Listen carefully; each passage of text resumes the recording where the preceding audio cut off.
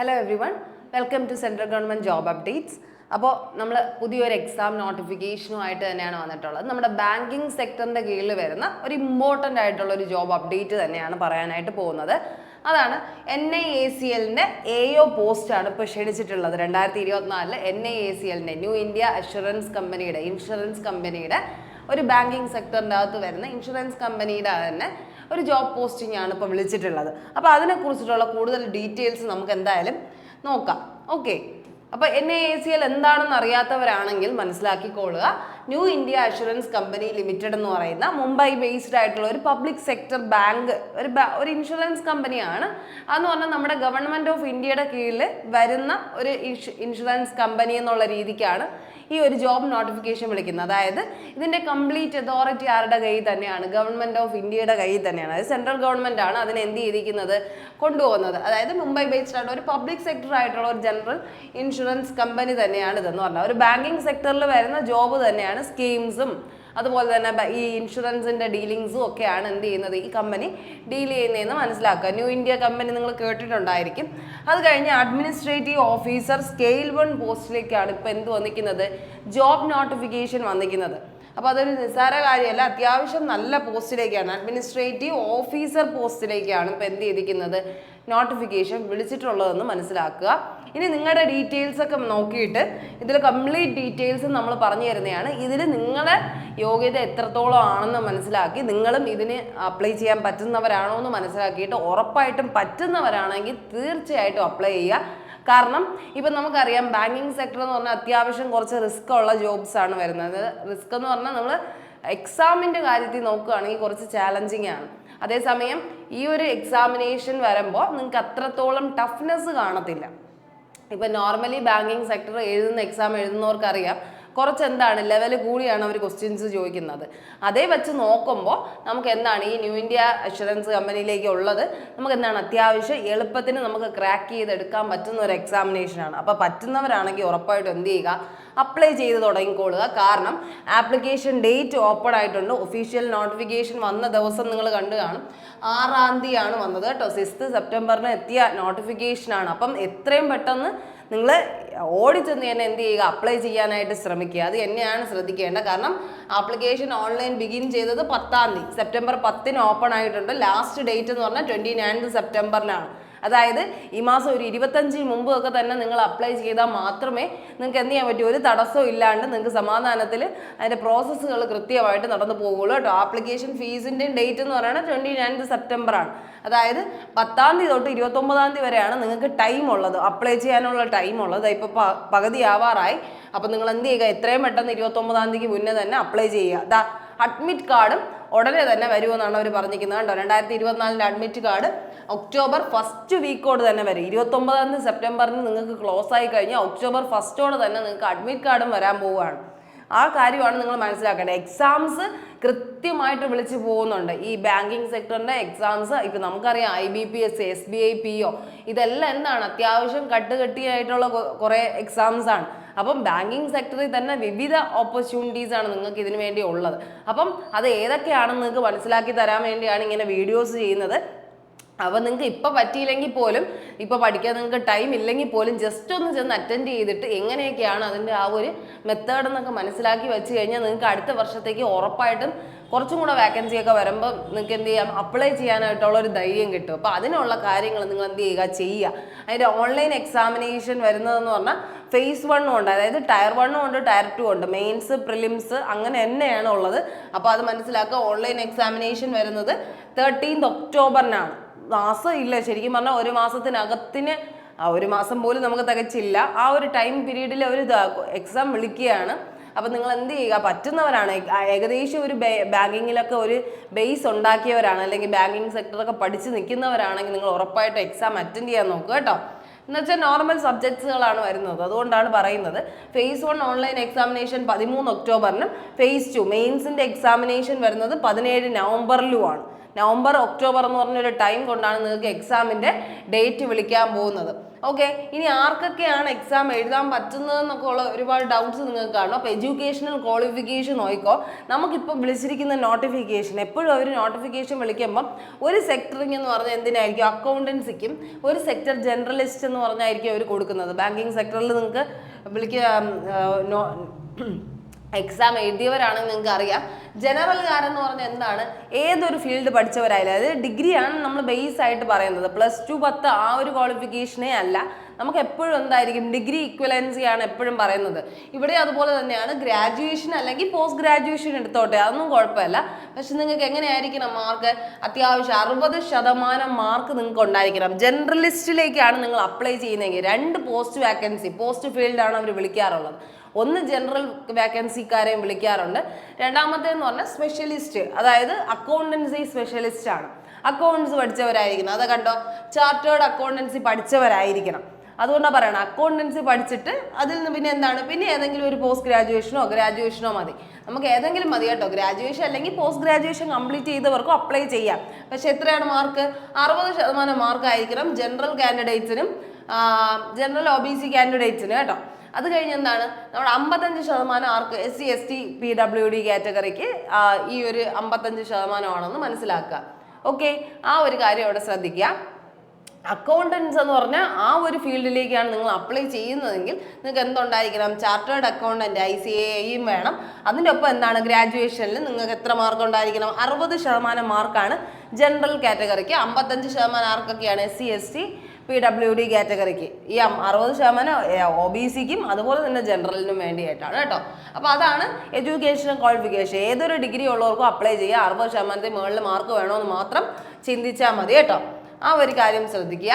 ഇനി അടുത്ത total vacancy നിങ്ങൾ അറിഞ്ഞിരിക്കണം. ടോട്ടൽ വാക്കൻസി എത്രയാണ് വിളിച്ചിരിക്കുന്നത്, നമുക്ക് 170 വാക്കൻസീസാണ് വിളിച്ചിരിക്കുന്നത്. അതൊരു ചെറിയ വാക്കൻസി ആയിട്ട് കാണണ്ട.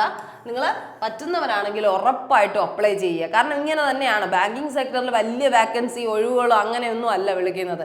ഇത്ര വാക്കൻസിയിലൊക്കെ തന്നെയാണ് വിളിച്ച് ഓരോരുത്തർ ജോലിക്ക് കയറുന്നത്. അപ്പോൾ ഇത് കുറഞ്ഞു പോയി, അല്ലെങ്കിൽ ഇത്ര വാക്കൻസിയിൽ എങ്ങനെ ജോലി കിട്ടും, അങ്ങനെ ഒന്നും ചിന്തിക്കേണ്ട ആവശ്യമില്ല. ഉറപ്പായിട്ടും നന്നായിട്ട് പഠിച്ചു കഴിഞ്ഞാൽ നിങ്ങൾക്ക് കിട്ടാവുന്നതേ ഉള്ളൂ. ആ ഒരു കാര്യം തന്നെയാണ് മനസ്സിലാക്കേണ്ടത്. അപ്പോൾ കണ്ടോ, ഈ ഡിസിപ്ലിൻസ് ഏതൊക്കെയാണ് വാക്കൻസി വിളിച്ചിരിക്കുന്നത്, ജനറലിസ്റ്റിനും വിളിക്കാറുണ്ട്, അക്കൗണ്ടൻസിക്കും. അതാണ് നമ്മൾ നേരത്തെ പറഞ്ഞത്. അപ്പോൾ അതിൻ്റെ എഡ്യൂക്കേഷണൽ ക്വാളിഫിക്കേഷൻ ഏതാണെന്ന് നോക്കിയിട്ട് നിങ്ങൾക്ക് അപ്ലൈ ചെയ്യാവുന്നതാണ്. അതിലെന്താണ്, 170 വാക്കൻസി ടോട്ടൽ വിളിച്ചെങ്കിലും ജനറലിസ്റ്റിന് ഇപ്പോൾ കണ്ടോ, UR കാറ്റഗറിയിലാണെങ്കിൽ ജനറൽ നമ്മുടെ ഈ സബ്ജക്റ്റ് വൈസ് ആണെങ്കിൽ 21 വാക്കൻസീസും, അക്കൗണ്ടൻസിനാണെങ്കിൽ 50 വാക്കൻസീസും ആണ്. ഇതുപോലെ SC ST OBC EWS കാറ്റഗറിക്ക് വിളിച്ചിട്ടുണ്ട്. അങ്ങനെ എടുത്ത് നോക്കുമ്പോൾ അത്യാവശ്യം എന്താണ്, കുറവായിട്ട് ഫീൽ ചെയ്യും. ബട്ട് സ്റ്റിൽ നിങ്ങൾ എന്ത് ചെയ്യുക, ടോട്ടൽ വാക്കൻസി OBCക്കാർക്ക് എത്ര, 45 വാക്കൻസീസ് വിളിച്ചിട്ടുണ്ട്. അതേപോലെ UR കാറ്റഗറിക്ക് 71 വാക്കൻസി, SC STക്ക് ആണെങ്കിൽ 25 12, അതൊക്കെ കുറച്ചായിട്ടാണ് അവർ പറഞ്ഞിരിക്കുന്നത് കേട്ടോ. എന്തായാലും OBC UR കാറ്റഗറിക്ക് അത്യാവശ്യം വാക്കൻസി ഉണ്ടെന്ന് തന്നെയാണ് മനസ്സിലാക്കേണ്ടത്. ഇനി അടുത്ത് എന്താണ്, ഏജിൻ്റെ കാര്യം പറയുമ്പോൾ നിങ്ങൾ നോക്കിയേ, 21 വയസ്സ് മുതൽ 30 വയസ്സ് വരെ ഉള്ളവർക്ക് അപ്ലൈ ചെയ്യാന്നുള്ളതാണ് അതിൻ്റെ ഏറ്റവും വലിയൊരു സവിശേഷത. നിങ്ങൾക്കറിയാമല്ലോ, ഏജ് ലിമിറ്റൊക്കെ നമ്മുടെ SSC RRBക്കൊക്കെ വീണ്ടും ഏജ് ലിമിറ്റ് എന്താണ്, കുറവാണ്. അതേസമയം ബാങ്കിങ്ങിൽ തന്നെ 21 to 30 വയസ്സെന്ന് പറഞ്ഞാൽ അത്യാവശ്യം നമുക്ക് പറ്റുന്ന ഒരു കാര്യമാണ് അല്ലേ. ആ ഒരു കാര്യം ശ്രദ്ധിക്കുക. 2 സെപ്റ്റംബർ 1994 1 സെപ്റ്റംബർ 2003 ഇടയ്ക്കാണ് നിങ്ങളുടെ ഡേറ്റ് ഓഫ് ബർത്ത് എങ്കിൽ ഉറപ്പായിട്ടും നിങ്ങൾക്ക് എന്ത് ചെയ്യാം, അപ്ലൈ ചെയ്യാൻ പറ്റും. അപ്പോൾ ഈ ഒരു ഡേറ്റ് ഓഫ് ബർത്തിലല്ല നിങ്ങൾ വരുന്നത്.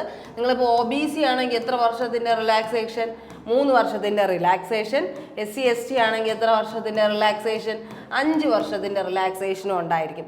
പിന്നെ എന്താണ്, എക്സ് സർവീസ് മാൻ ആണെങ്കിൽ വീണ്ടും ഒരു 5 വർഷത്തിൻ്റെ റിലാക്സേഷൻ കാണും. PWD ഡിസബിലിറ്റി കാറ്റഗറി ആണെങ്കിൽ 10 വർഷത്തിൻ്റെ കാണും.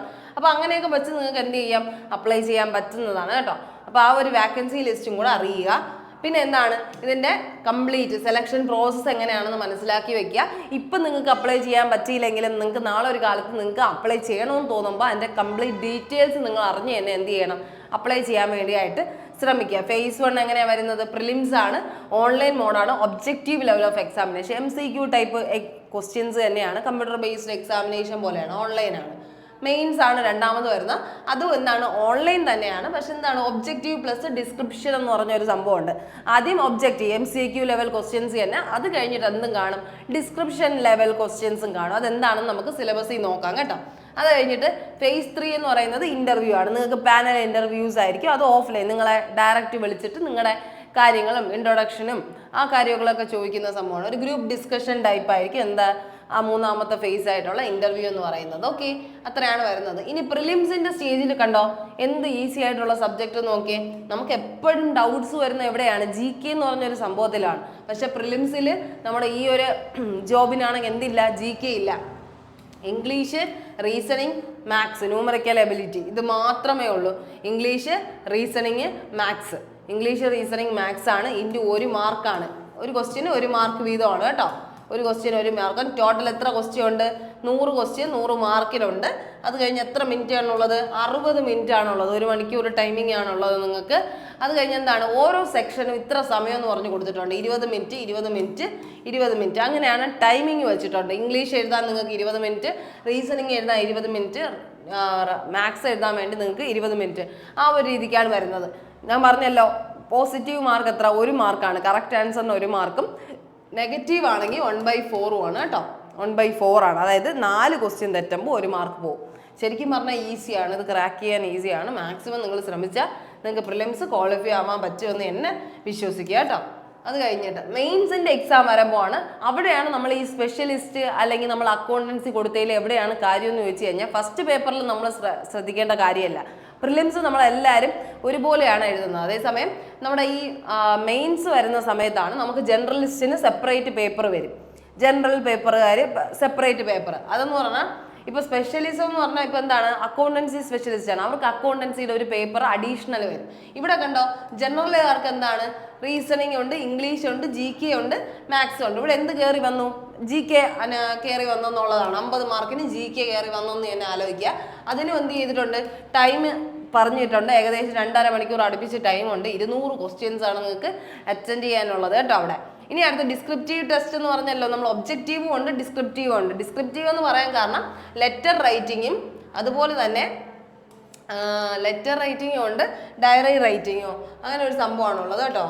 ലെറ്റർ റൈറ്റിങ്ങും എസ്സേ റൈറ്റിങ്ങും. ഓക്കെ, ലെറ്റർ റൈറ്റിങ്ങും എസ്സേ റൈറ്റിങ്ങും ആയിട്ടാണുള്ളത്.